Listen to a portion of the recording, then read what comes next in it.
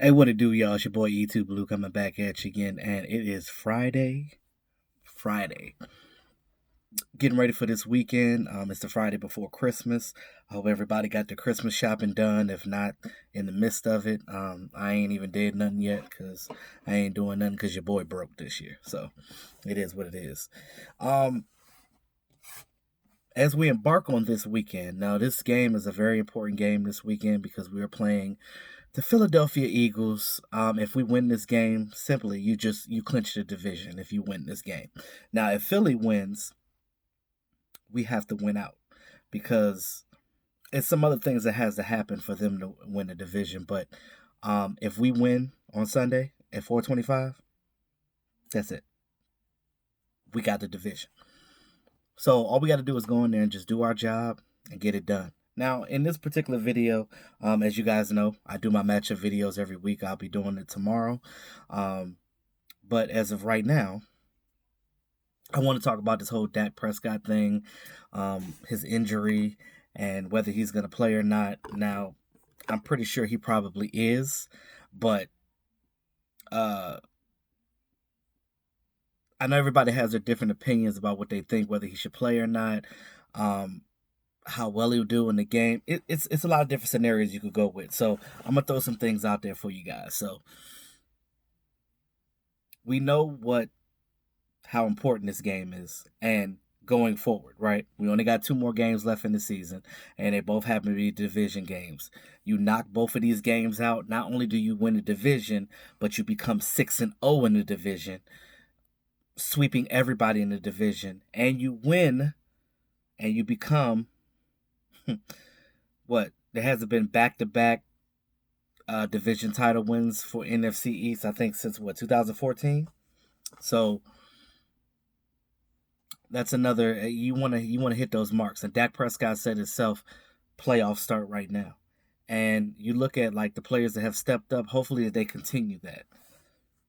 You know, at this point in the season, you shouldn't have to need any type of motivation to win a game or go out there and play your hardest because again, we are only 2 games left in the season. You should have had that motivation a long time ago. So that's a little upsetting.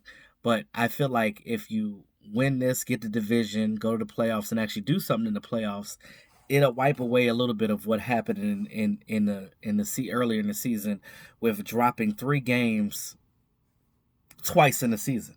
I don't think the Cowboys ever done it like that in that kind of fashion.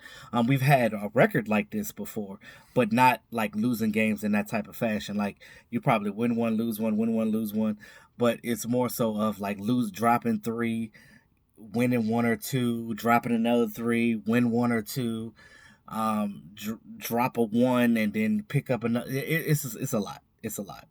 Um, you don't have it's the NFL. You don't have that many games. You know what I mean? It's not like the basketball NBA where you playing a million games and you can go on a streak or you can go on a losing streak and come back from it and still make the playoffs. It doesn't work like that. To me in the NFL, every game is a must win. There's not a situation where you shouldn't say that, oh, we could lose this and we'll be okay. Theoretically, it might be like that, but you don't want to think like that. Now, when you look at Dak Prescott and his injury, first it was the fingers. Both hands he had an issue. Index finger, thumb, whatever the situation may be. He tried to tape 2 fingers together, realized he couldn't throw with that, then he put on a glove, and it was just a bunch of trial and error.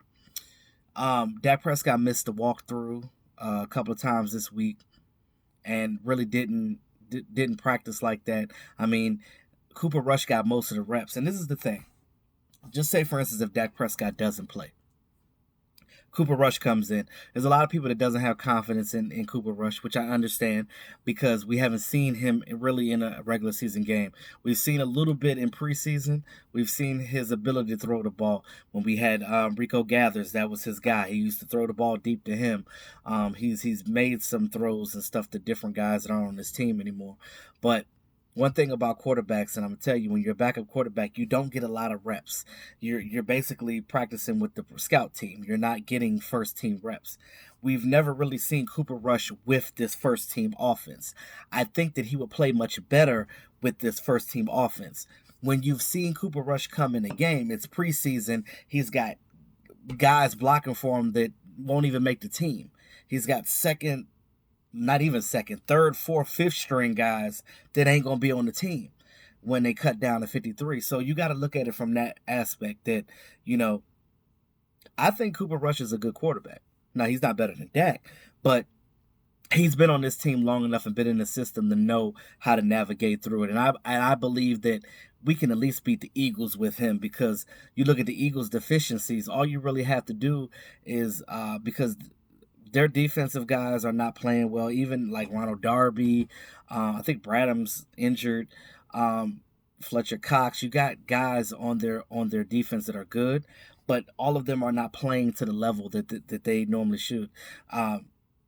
Amari Cooper, he burns the hell out of Rasul Douglas all the time. So, I mean, their secondary can't hold us. And Doug Peterson, as a coach, he knows that the Cowboys got their number. So it's one of those things where, he ain't talking about no guaranteed wins over there no more, because he knows what it is. He knows who's the better team and this and that and the third. But because, again, he's got a lot of injuries, they don't have their wide receivers. They got one wide receiver available.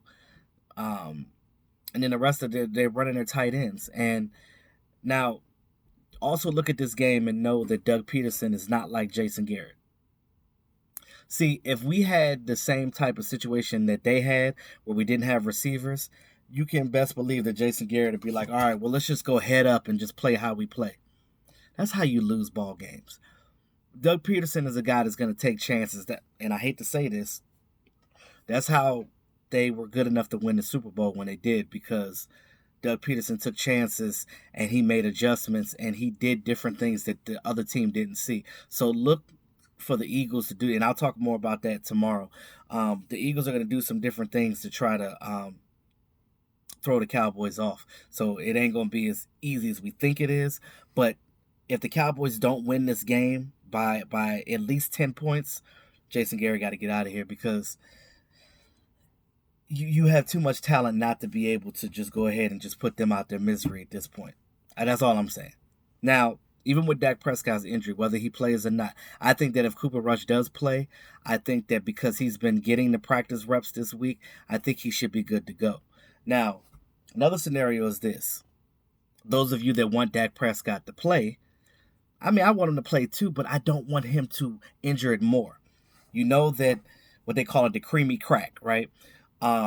Whatever the IV or the shots or whatever that they give the players to numb the pain, so they don't feel, so they don't feel the pain in the game. Whatever that IV is, think about it like this: Dak Prescott with that IV might go out there, he might feel really good, and he'll forget about the injury. Go out there and just throw the ball deep, and just because he's trying to win for his team, and he stretches that AC joint, he stretches that joint out more, injures it more because he doesn't know what he's doing. But by the time it wears off and he's at home after the game, he's like, oh, I don't feel too good. I probably shouldn't have threw that 80-yard bomb or that 60-yard bomb, or I shouldn't have tried to wheeze that thing in in the left corner in the end zone. But it's going to be a lot of that going on, because I know Dak is a competitor. He's a warrior. He's going to go out there and play his best. So if he ain't feeling no pain, especially from some meds or some IVs or whatever they use to numb their pain, it's going to backfire. And I don't want that to be the situation where he plays good in this game, we make it to the playoffs, and all of a sudden you don't have him for the playoffs because he's hurt. I would rather them not shelf him, but even if they do play him, lean on the running game, throw some dink and dunk passes, screen. We screen the hell out of the Rams, which is what I've been telling this team to do all season long. And when they did it, what happened? It worked, because we have the personnel to do that. You got Ezekiel Elliott, you got that Tavon Austin, you got Tony Pollard, you got the personnel to do this, to screen the hell out of a team and get them on their toes, especially a team like the Rams, where they're aggressive on their front. Now, the Eagles are probably going to do the same thing because they know that Dak is injured. So if Dak is playing, they're going to try to bum rush him as much as they can. Well, throw it over the top and drop it right behind him. Screenplay. I don't want to see us throwing the ball deep on no 3rd and 3 like we did in that was it the Rams game or was it the game before that? I think it might have been the game before that. Don't do that.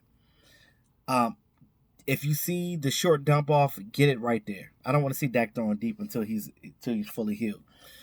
Um, if you do that, that's what you would have to do with him to get through this game. Because I think our defense could stop their offense. Because if they play like they did with the Rams, Carson Wentz ain't gonna do nothing. But I gotta give Carson Wentz his just due because he's like a Houdini type of guy. One day he could have a terrible game. Next day he could come out and be like Batman or Superman and come out and just do his thing. Like that's just what he does. He's that type of guy.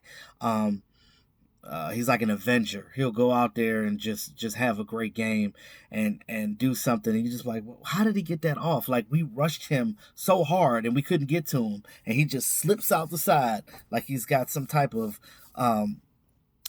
sticky stuff on him, and then he just gone. He got oil on him, and he just slips right through the cracks. Now,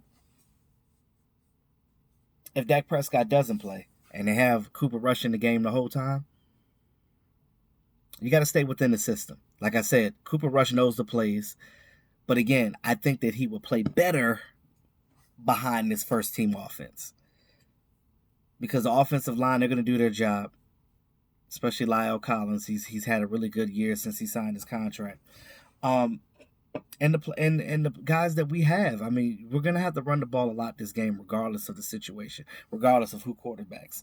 But the Eagles don't know Cooper Rush like that either. So what they're gonna try to do is they're gonna try to rush him, and even if they rush him, you still use that screen game with Cooper Rush. But I just don't think that it's as bad as other people keep saying. A lot of people say, I don't want to see Cooper Rush. And I understand what people are saying when they're like, okay, so if we lose this game and Cooper Rush plays the whole game, we're going to be talking about, it's going to be the narrative of, oh, why did we play the backup? Why didn't we get a better backup for Dak Prescott? We would have never lost this game if we had a better backup, blah, blah, blah, blah, blah. Everybody wants the journeyman guy. But again, there's quarterbacks in this league that don't play as well as Cooper Rush that are out there making plays and doing things. Gardner Minshew, undrafted guy with the Jags, he came out and was doing something. I mean, when you have a whole week of practice with the first team, it makes a bit of difference. The third string guy, I keep forgetting his name escapes me, but the guy that's playing behind Rudolph, that apparently Mason Rudolph, that apparently Mike Tomlin is playing over Mason Rudolph, and it's crazy because I thought that Mason Rudolph was a better quarterback, but he's playing the guy that's lesser than him. So if these teams are doing it with their backups and winning some games with their backups, there's no reason why we can't do the same thing. And I also too, another thing too, we're not good at developing guys underneath of the starters. Like, if you ever noticed that when we have a backup quarterback in, we don't always win games. We very seldom win games under Jason Garrett because, again, the quarterback is a different style than what we had. But Cooper Rush has been in this system long enough. I think that he'll play. I mean, he's not going to be like Dak, but what I'm saying is, like, he could do some of the things that Dak did. I do have enough confidence to say that. But, again, it's a toss-up. I'm just being optimistic about it because, again, when you put a quarterback behind a better offensive line, better running backs, everything, the whole dynamic changes. Because, first of all, when you're a backup quarterback, you don't get to see live bullets thrown at you. And live bullets, I mean, is the defensive lineman coming at you. So you're always in practice. And you're in scout team. In scout team, everything is like, oh, the defense ain't playing hard because they want to see you succeed, and vice versa. So you're not able to go out there and play your best because it's just practice. It's not a real scenario. But when you're playing with the first team, you're practicing like how you would play. So I just think that changes that dynamic. But that's all I got for that. I'll save the rest for my video tomorrow. Let me know what you guys think about the Dak Prescott thing and him and Cooper Rush, and who you think will start. I'm pretty sure that they're probably going to start Dak Prescott. But in my opinion, in my honest opinion, if I would have had to make the decision, depending on what it is. Now, it could be a smokescreen. It could be. And I know that when Dak Prescott played that game, um, nobody knew anything was wrong with him, but you gotta understand when you're playing in the game, your adrenaline is pumping, so you don't really feel pain until once your muscles relax. If you ever notice that, like after you got through having a stressful day or strenuous activity, once you calm down your body, then you start cramping up and getting Charlie horses because your muscles are finally relaxing and they contract because they're trying to figure out what your body just went through previously. So that's the same situation with Dak Prescott. When he got injured, he didn't feel it till later. So that's why we didn't know that he was actually injured. Now I know they're not lying about the situation because the Cowboys are not like the Patriots. That's something the Patriots would do. But did I say that? Oh, yep, I did. Um, they're not like the Patriots, so it's not going to be the same situation. But what I will say is this: um, they could maybe trying to make the Eagles sweat because they don't want them to know which quarterback's going to play. But I'm a little more optimistic than most about Cooper Rush at this point because I feel like that he can do it, especially against the Eagles because they're not playing well. Now, if we were playing against New England or the Saints or the Chiefs or the 49ers, I probably would not want Cooper Rush playing. But because it's the Eagles, and I know that it's playoff contention, but I got a little bit of faith in him. I think that he can at least top these guys off, considering with all their injuries and things of that nature. But like I said, that's all I have for now. Let me know what you guys think. Thanks again to all my subscribers. I appreciate you guys. If you're new to the channel, go ahead, hit that subscribe button and hit that notification bell. Get that content from your boy. And it's your boy E2 Blue. Always keeping it real. Talk to you soon.